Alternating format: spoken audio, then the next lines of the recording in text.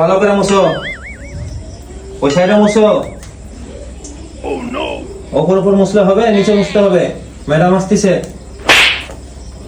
ওপর ওপর কাজ করা, ভালো মতো কাজ কর, পরিষ্কার করা ভালো মতো। তোর ম্যাডাম আসবে, ওই যে ওই কর্নারে মনে। কত কি না ভাবছি, এরকম স্বামী পাওয়া তো ভাগ্যের ব্যাপার। 7 জন্ম যেন একসাথে থাকি, তোবা তোবা কি কি ভাবছি আমি।